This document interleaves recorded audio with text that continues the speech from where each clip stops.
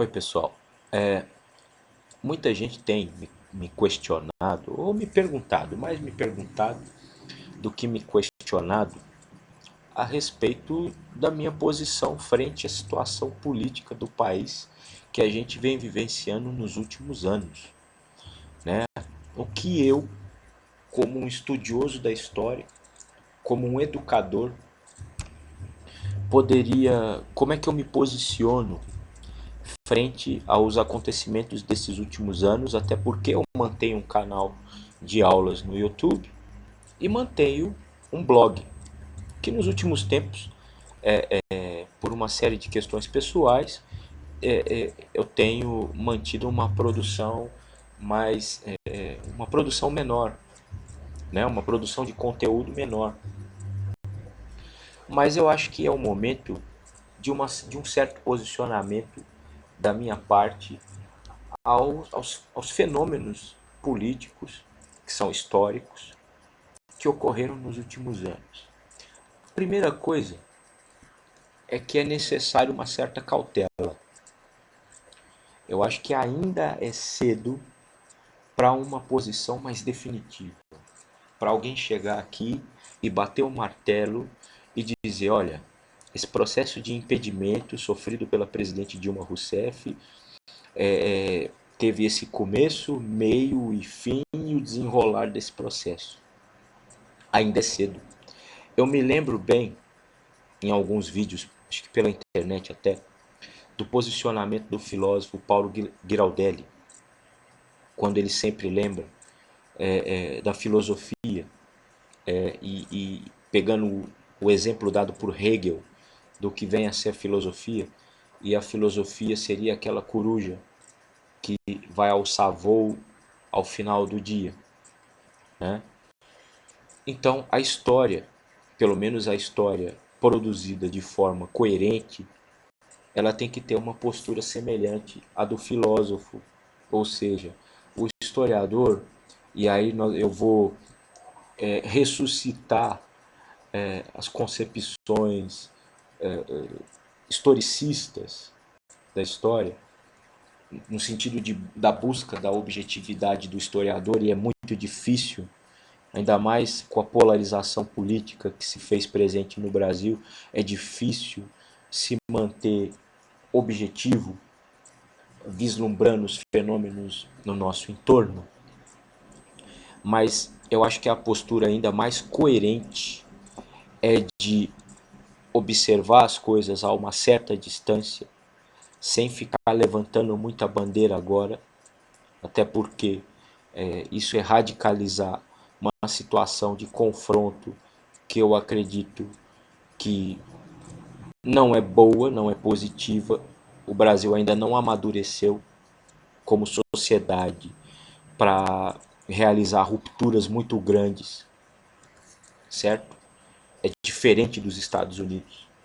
E os Estados Unidos se tornaram, se a gente pegar os exemplos da história, os Estados Unidos só se tornaram a nação hegemônica que é porque, de alguma maneira, ocorreram processos de ruptura.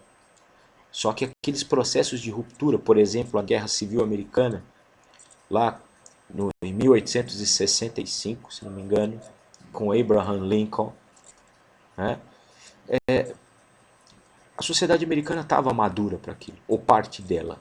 E a sociedade brasileira não tem esse amadurecimento ainda para partir para uma ruptura e da construção de uma nova ordem.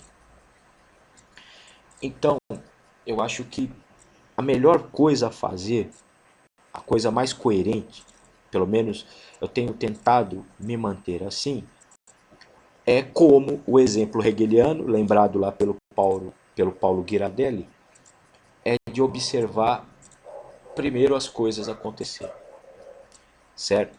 É evidente, algumas coisas são evidentes. A primeira, o governo cometeu erros. Isso aí não tenha dúvida. E não foram um nem dois, foram vários. Depois, a presidente Dilma Rousseff, ela é incompetente? Ela é incompetente. Em todos os sentidos. Eu acredito que em termos históricos, esse governo Rousseff vai cair no esquecimento. Dentro de algumas décadas, acredito que vai cair no esquecimento. Acredito que o governo Lula nem tanto, até como experiência histórica, certo? Até como experiência histórica. E o próprio presidente Lula, em meio a denúncias, né, como no caso do Mensalão, ele teve muito mais habilidade, muito mais destreza para não só se manter os 8 anos no cargo, como, favorecido por uma série de fatores, inclusive econômicos externos, conseguiu terminar o seu governo e fazer de Dilma, né, que era ministra-chefe da Casa Civil, conseguiu fazê-la sua sucessora, e ela realmente no cargo tem se mostrado inoperante. Isso aí, ou inábil. Isso aí é evidente. É evidente. Agora, parte da classe política brasileira que a acusa e que no último domingo, em maioria, em uma maioria bem considerável, passando o limite constitucional de 342 votos favoráveis à abertura do processo, que segue para o Senado Federal e que ainda está no Senado Federal.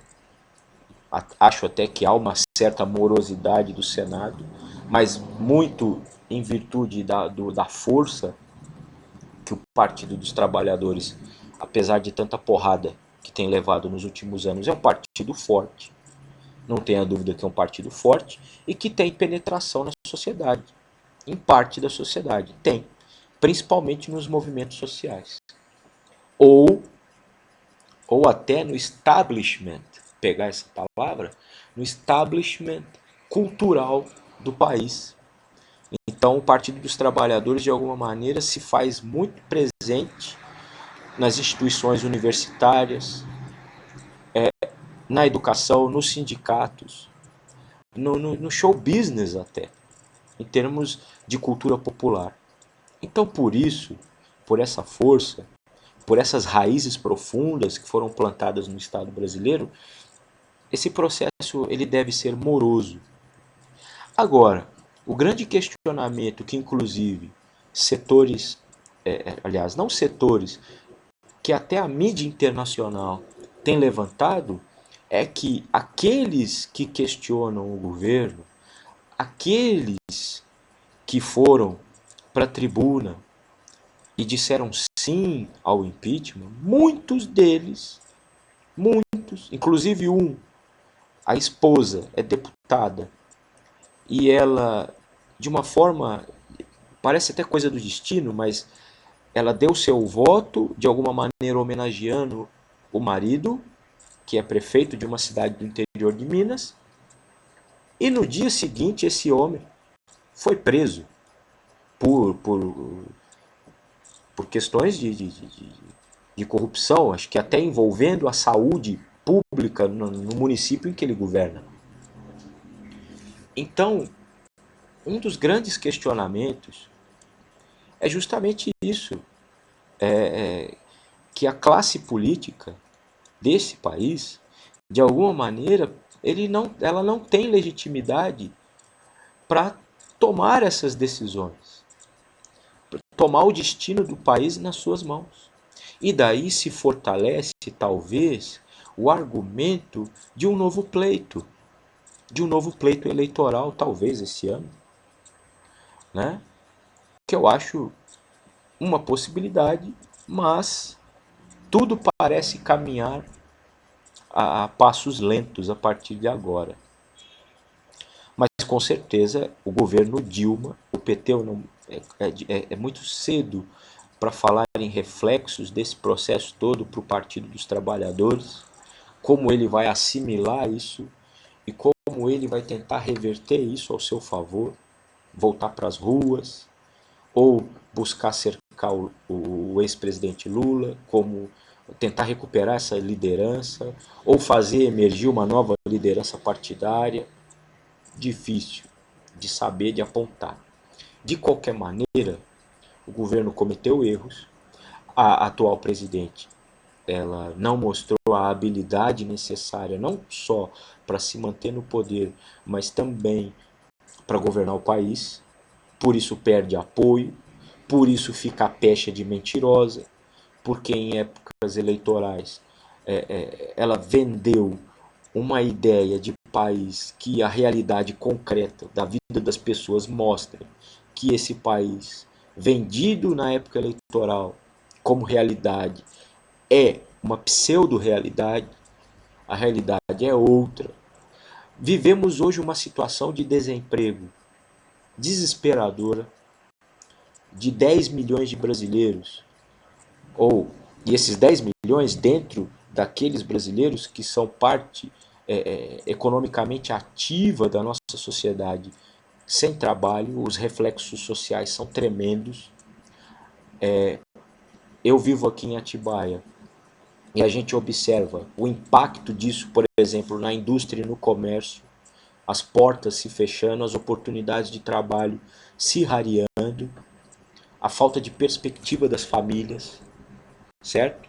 Famílias tirando seus filhos da educação particular e colocando na escola pública, e até no momento, no caso aqui em São Paulo, um momento difícil da escola pública, muito difícil, em todos os sentidos, em termos de estrutura, em termos de política educacional, em termos de mobilização de professores, de estudantes. Vivemos uma situação difícil aqui. Então, assim, o país passa por sérios problemas. O impeachment, ele avança numa resolução, claro. Acredito que a manutenção desse governo também não ia contribuir para melhorar o país, nem tirar ele do atoleiro. Só que aquilo que está por vir não é também garantia de que vai ser o suficiente para tirar o país dessa situação. Eu espero que a sociedade tenha a maturidade e se mantenha atenta às investigações da Polícia Federal e se mantenha atenta em relação à classe política do país, que cobre dela melhorias reais para a vida das pessoas, que cobre dela atitudes que fomentem o desenvolvimento do país, e não o que a gente tem assistido, por exemplo, no caso da Anatel, né, que é uma agência reguladora que deveria servir aos interesses da população e serve a interesses das empresas. E aí a gente pode estar vivenciando aí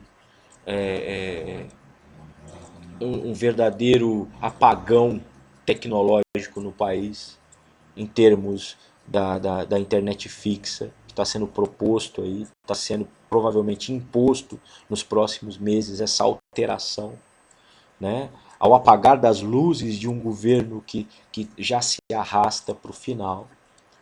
Então, assim, de modo geral, a melhor postura em termos políticos é observar o que está ocorrendo, se manter atento e continuar cobrando da classe política, sem cair em oba-oba de que cortar da cabeça da presidente Dilma, claro, metaforicamente, em termos tirando ela do poder e alocando a vice-presidência, um novo governo no poder, que os nossos problemas estão resolvidos ou estarão resolvidos. Não estarão.